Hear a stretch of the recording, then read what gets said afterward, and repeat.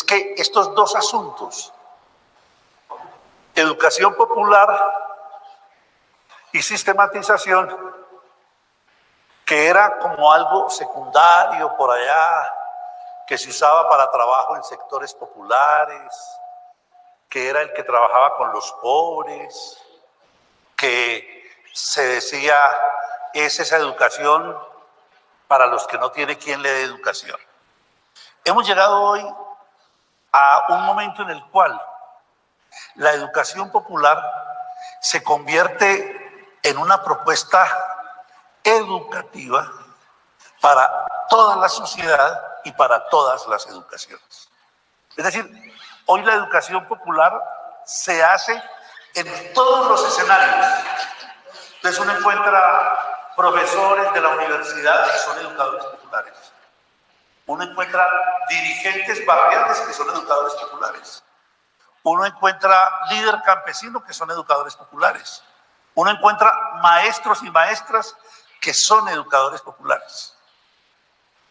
Entonces, estamos viviendo un momento bien interesante, porque la educación popular, a medida que creció, a medida que se fue desarrollando, esa educación popular construyó un acumulado. Y un acumulado que hace posible que ella sea hoy una propuesta para todas las educaciones. Por ejemplo, por ahí charlaba con alguien que nos habíamos conocido en Fe y Alegría, y hoy Fe y Alegría, por ejemplo, tiene una propuesta en algunos países ya desde las capacidades, y las capacidades es distinto a las competencias. Y entonces trabaja capacidades, habilidades y competencias. Y ya en la propuesta pedagógica está la crítica a la manera como la educación viene siendo manejada por los organismos transnacionales o multilaterales de la educación. Entonces digamos que hoy el mundo está en un tránsito. Ese tránsito del mundo es un tránsito que está caracterizado por un mundo que está viviendo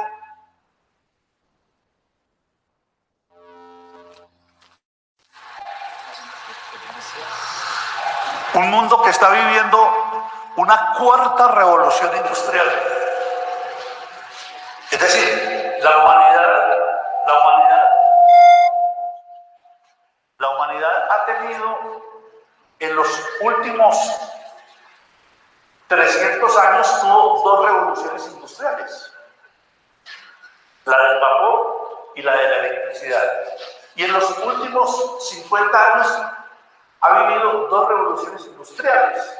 Miren lo que se vuelve impresionante. Lo que se necesitó casi 300 años, ahora en 50 años, dos, y ya se está visorando la tercera. Las otras dos son, una la del vapor, dos la de electricidad, tres la de la microelectrónica y cuarto la del trabajo inmaterial, la ciencia artificial y la información. Eso está cambiando el mundo. Yo voy a hablar mañana un poquito de eso en la conferencia. Pero lo interesante es que la educación popular hoy, en ese escenario, es una propuesta educativa. Es decir, ya no es esa educación por allá marginal, es una educación que está disputando en la sociedad y que sus propuestas educativas están disputando en la sociedad. El profesor Moacir Gadotti, compañero de Paulo Freire y alumno de Paulo Freire, muestra esta visión que se sintetiza así. La historia de las ideas pedagógicas en estos últimos 40 años importantes presenta importantes marcos teóricos. Entre los más significativos está sin duda la obra de Paulo Freire. Con su producción por referencia, muchos educadores, principalmente de América Latina, consolidaron uno de los paradigmas más ricos de la pedagogía contemporánea, la educación popular. Oigan esto, la gran contribución del pensamiento pedagógico latinoamericano a la pedagogía mundial. Eso es muy importante. ¿Por qué? Porque en Occidente han existido 3 paradigmas pedagógicos, educativos: el alemán, el francés, el anglosajón, y el 4º paradigma es el latinoamericano. Hoy en algunas universidades de Europa, de Estados Unidos, se estudia la pedagogía de Freire, los autores latinoamericanos y la educación popular como el 4º paradigma. Esto es muy importante porque nos está diciendo que algo que hicimos nosotros está siendo trabajado en otros lugares. En el libro mío que editaron acá también, ese que ustedes conocen de Educaciones y Pedagogías Críticas desde el Sur, Cartografías de la Educación Popular, la cita con la que yo empiezo ese texto es de un pedagogo norteamericano que dice que la gran pedagogía crítica no es una invención europea ni norteamericana, es una invención de América del Sur. Los invito a que cuando vuelvan a sus casas y tengan tiempo, miren la cita con la que yo inicio ese texto que nos dice eso. Entonces, esto es muy importante, porque hoy América Latina tiene una propuesta para proponerle al mundo de educación. Y nosotros, ¿por qué no la promocionamos? Porque nuestros centros de saber son totalmente eurocéntricos, porque enseñan autores europeos, porque tenemos una especie de vergüenza histórica de lo que somos, que nos lleva al desconocimiento de lo que somos. Entonces, ¿por qué podemos decir hoy que esa educación popular es una propuesta? Porque esa educación popular se nos presenta como una construcción social y cultural desde el sur. Y tiene 6 elementos. 6 elementos que han construido un tronco que le da forma a ese paradigma que el profesor Moacir Gadotti nos mencionaba en la cita anterior como el paradigma latinoamericano. Primero, tiene una historia propia. Es posible hoy construir una historia que no es solo Paulo Freire. Hay una serie de antecedentes en donde está Simón Rodríguez, el maestro del Libertador. Simón Rodríguez apenas se está recuperando en nuestros lares. Y se está recuperando en nuestros lares porque las élites criollas, mientras él pretendía, por ejemplo, en los escritos que tiene sobre Bolivia, pretendía una escuela con características indígenas. Las élites criollas, Bolívar seguía su camino, dejaba a Simón Rodríguez para que instaurara su escuela. Y las élites criollas lo que hacían era reírse de él, porque para esas élites criollas el mundo era Europa. Y bueno, tenemos antecedentes bien interesantes. No más creo que el gran homenaje del nombre de este salón a los 2 maestros que nos enseñaron que no era posible. A Siñani y a Elizardo Pérez hay que estudiarlos en la pedagogía latinoamericana para que nos demos cuenta que toda concepción pedagógica tiene un tiempo, tiene un espacio. La idea de cultura que tienen ordena el espacio, ordena el tiempo. Yo los invito que hay que volver sobre Guarizata, porque Guarizata tiene demasiadas enseñanzas. Acuérdense que Elizardo Pérez se fue y lo llevó la Revolución Mexicana a ayudar a construir las escuelas de la Revolución y lo llevó ayudar a construir las normales. Yo eso me enteré un día por allá haciendo unos talleres en México y me dijeron, no, es que por aquí estuvo el profesor Elizardo Pérez en la Revolución haciendo reflexión con los maestros. Tenemos que sacar de lo profundo negado a esos maestros que nos pertenecen. Yo no me hago largo ahí porque no tiene mucho sentido, pero es colocable. Nosotros tenemos una historia que contar. Y una historia que, al decir de Simón Rodríguez, no nos hace europeos, sino americanos. Y ese ser americanos requiere ese proceso. 2, con un fundamento práctico conceptual que lo dota de un acumulado. Yo tengo un texto que circula por ahí mucho, que se llama El Decálogo de la Educación Popular. Hoy son 12, ya no son decálogos, son 12, pero podemos decir que, 1, para mencionar algunos, no hay educación popular sin análisis de la realidad. Les estoy dejando unos textos que envié, 4 textos. Uno es sobre los 50 años de la pedagogía del oprimido y que del seminario que se hizo en Recife. Y allí aparece muy claro que hoy, por ejemplo, un educador popular no puede hacer educación popular sin entender cómo es que se está dando esta 4ª revolución productiva. ¿Ven? El educador popular le toca estar en la punta, viendo qué está pasando en el mundo, para poder entender cómo funciona ese mundo. Pero 2, analiza la realidad para ver las dinámicas de poder en ella y la manera como se hacen en la educación. Es decir, no somos simplemente analistas de la realidad los educadores populares. Somos analistas para ver cómo funciona el poder y cómo ese poder organiza. Y cómo todos los seres humanos actuamos desde intereses. Y lo que hacemos es defender intereses cuando actuamos. 3, con un fundamento epistemológico del sur, que tiene muchas puntas. Eso que Boaventura de Sousa ha llamado las epistemologías del sur.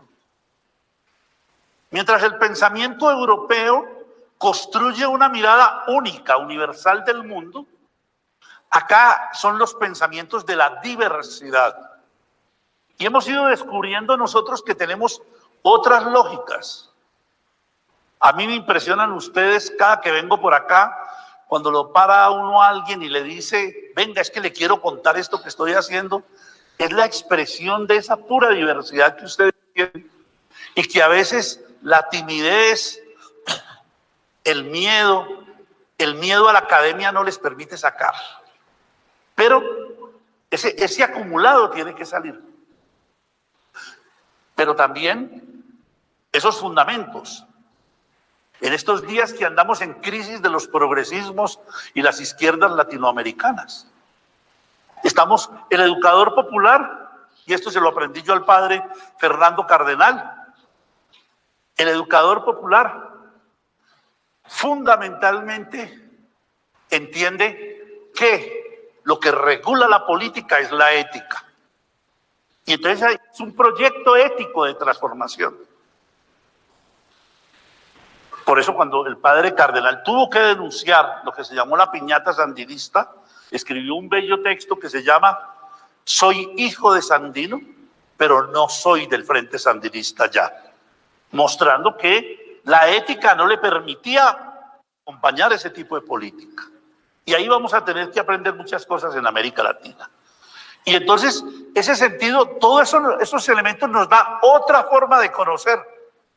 La manera como se da esta realidad nuestra tiene un acercamiento al conocimiento distinto.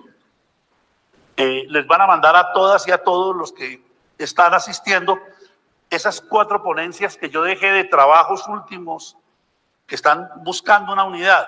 Y ahí van a encontrar un largo trabajo sobre cómo se está produciendo esta epistemología del sur. Y cómo esta epistemología del sur recurre a otros lugares distintos a los que se están dando en Occidente. 4, tiene un fundamento pedagógico y metodológico. Hoy la educación popular tiene para proponerle al mundo unas pedagogías fundadas en 3 principios. 1, diálogo de saberes.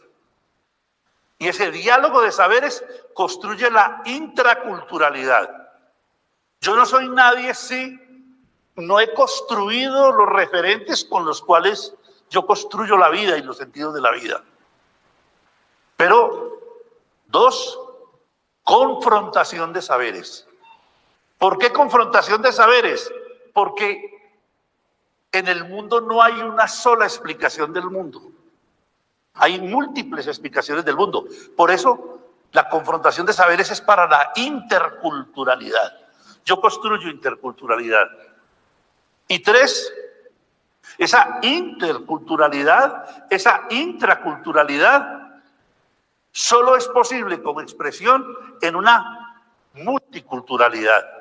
Y esa multiculturalidad es un mundo de hoy donde venimos de múltiples lugares, tenemos múltiples historias, tenemos diferentes referentes.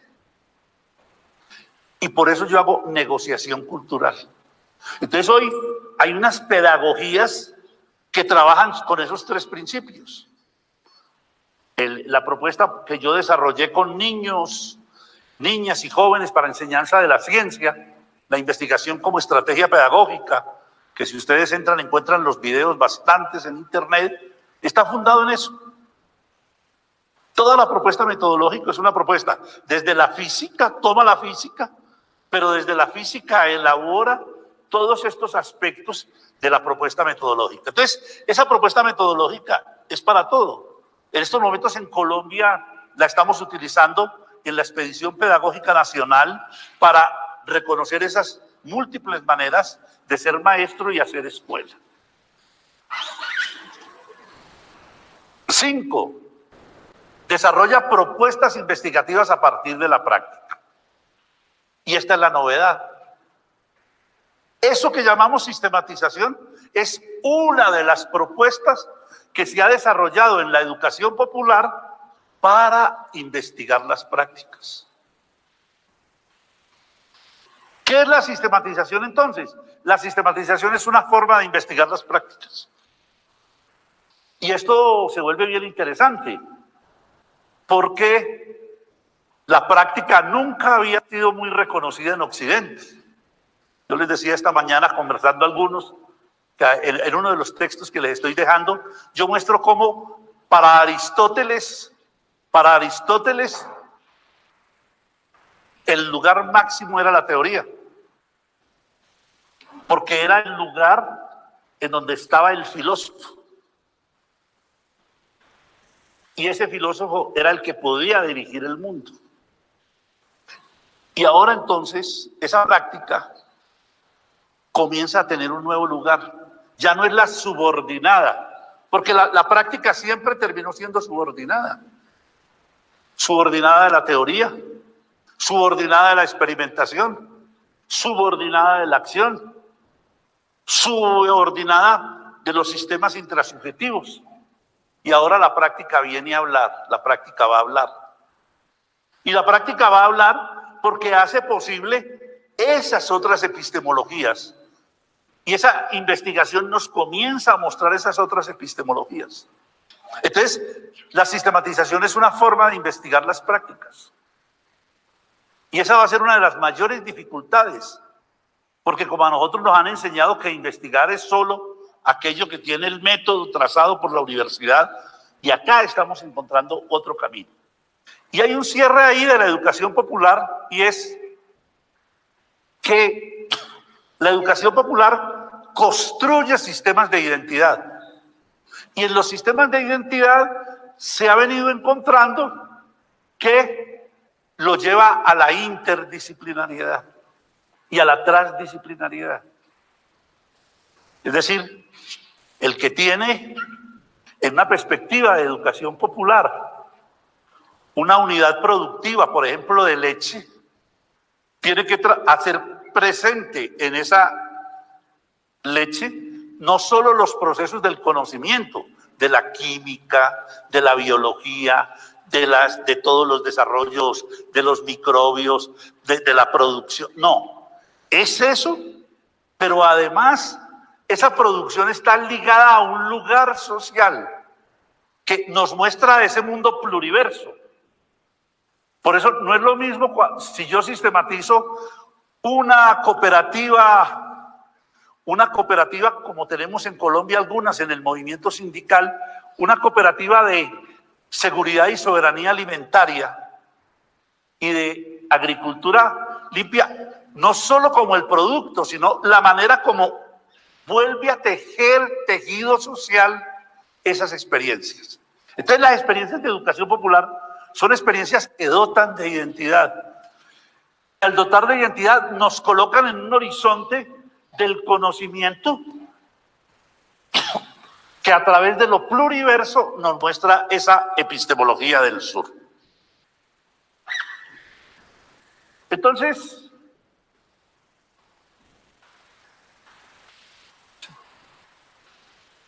bueno, tenemos eso en la educación popular. Pero a veces la gente se asusta cuando hace sistematización. Dice, pero es que yo ya hice la sistematización y me quedó este textico.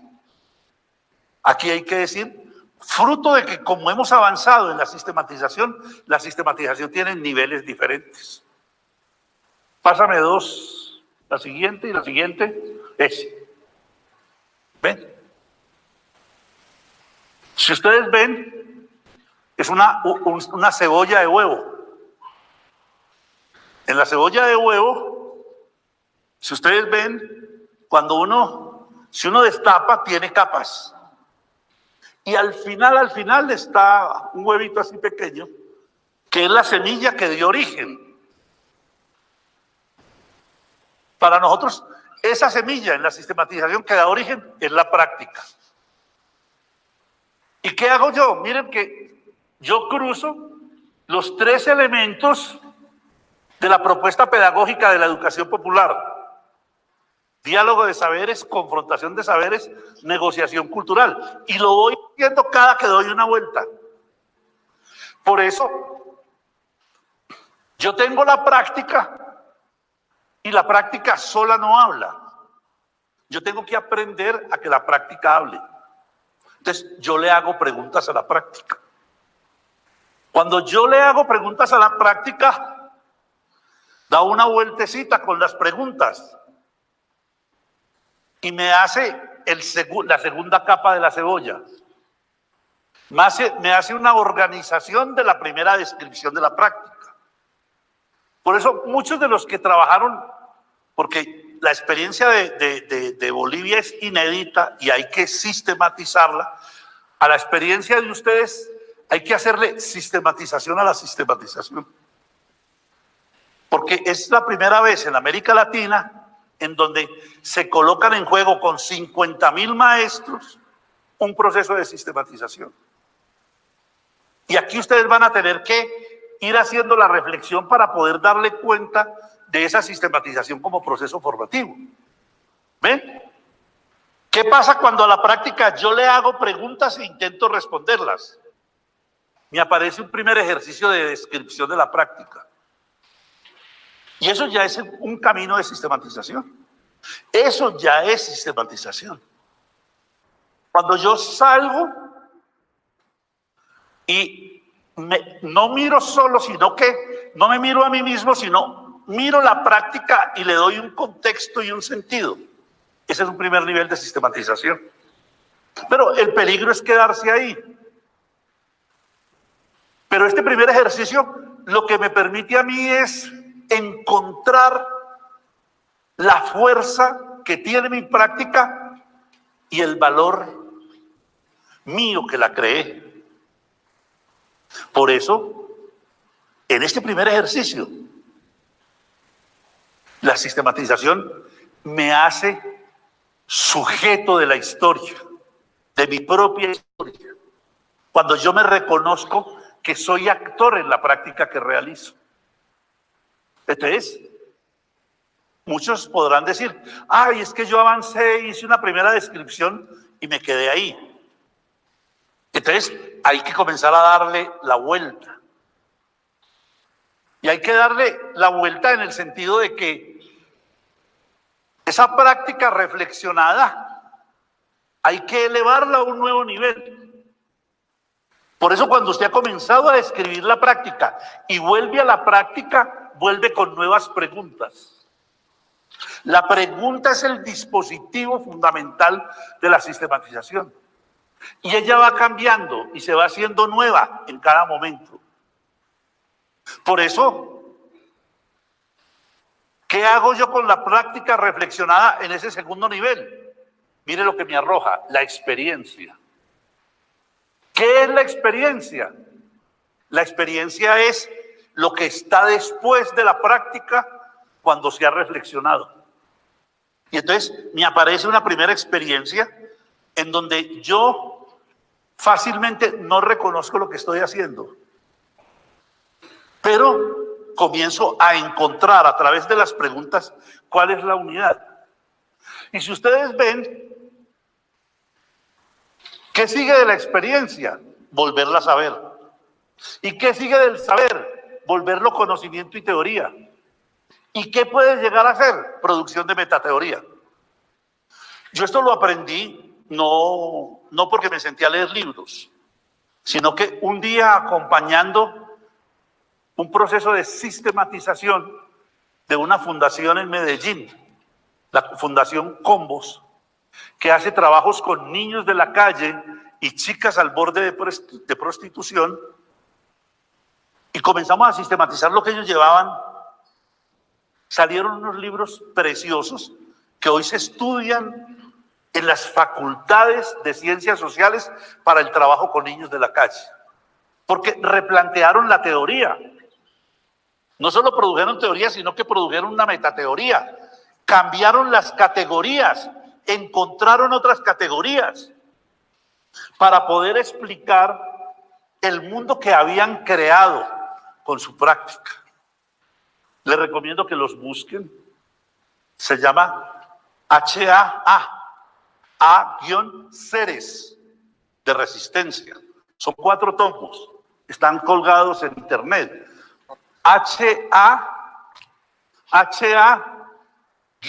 Seres, Seres de Resistencia.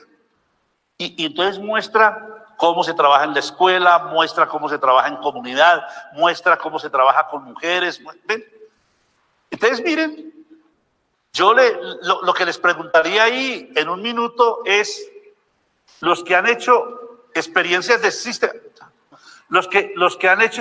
sistematización, les voy a dar un minuto con el vecino y la vecina. ¿Dónde está su experiencia de sistematización en la cebolla? ¿En qué lugar está? Un minutico, charlenlo con el vecino y la vecina. De arriba, el de arriba. Gracias. ¿Se lo acercamos al pizarrón? No, ya no. Ya no. Joaquín. Ya enseguida organizamos el trabajo. ¿Quién lo va a coordinar? Sí, Basilio. Basilio, yo le digo. No, yo tranquilo. Enseguida le doy la palabra a él. Ya, muy bien. Dile que coja el micrófono. Bueno, a ver, vayan mirando dónde está su sistematización. No es que su sistematización no fue, no es que es mala, no, es que es el nivel que yo le puedo dar a la sistematización. Pero ella me va mostrando que hay otros caminos, que la práctica es mucho más rica. Lo van a ver en esos textos que les dejé. Y que esa práctica tan rica ustedes la pueden organizar y darle un sentido.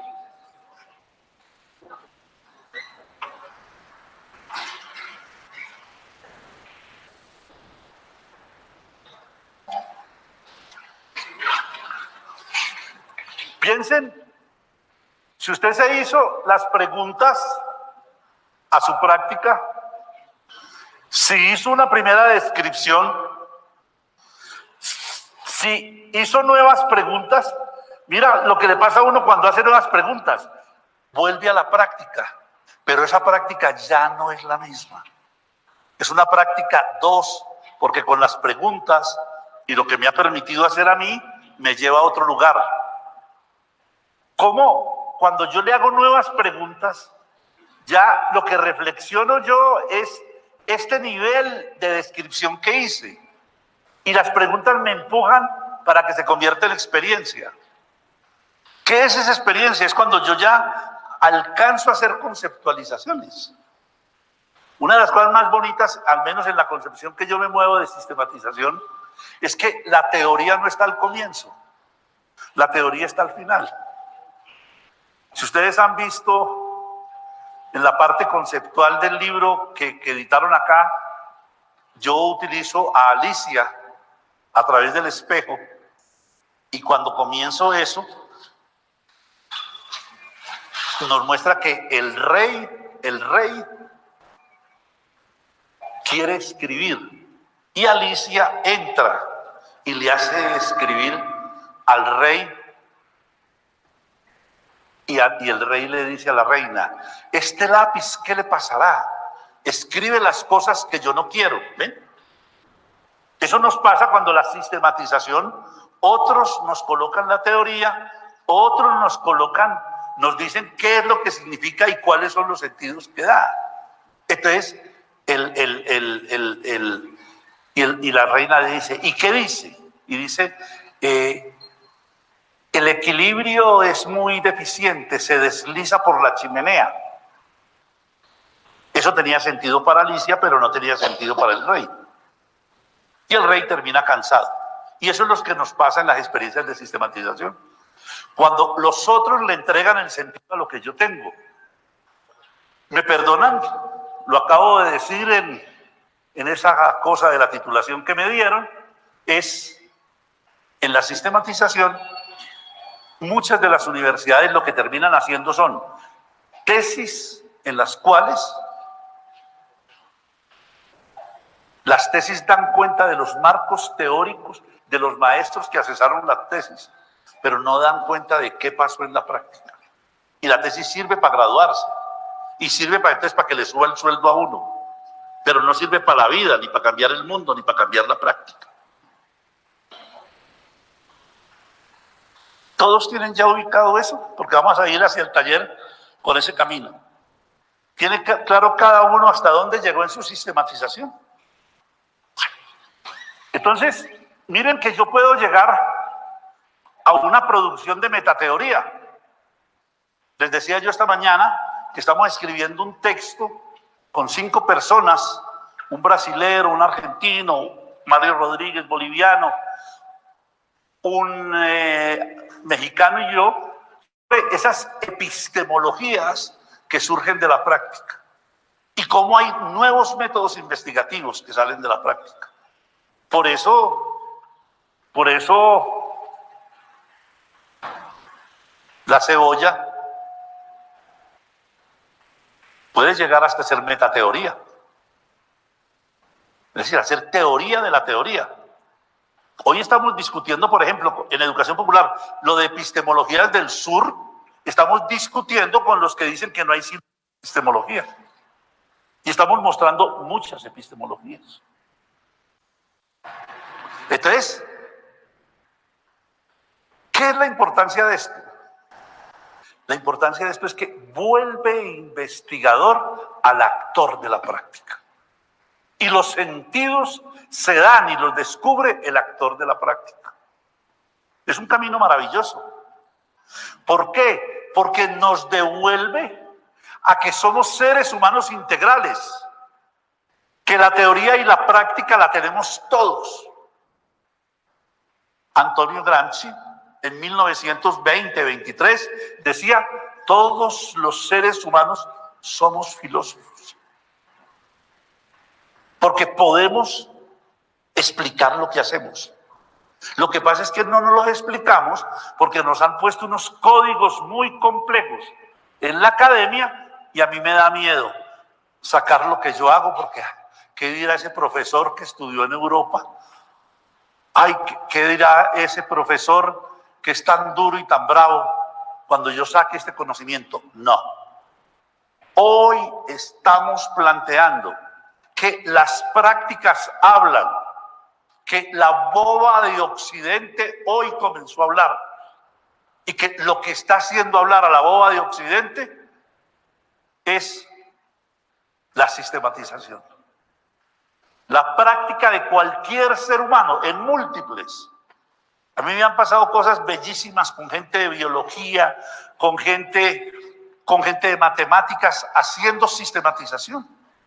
En la maestría de la Universidad del Valle me invitan a mí a darle a los matemáticos un seminario taller de investigación y están aceptando la sistematización en matemáticas como una forma de investigar lo que se hace.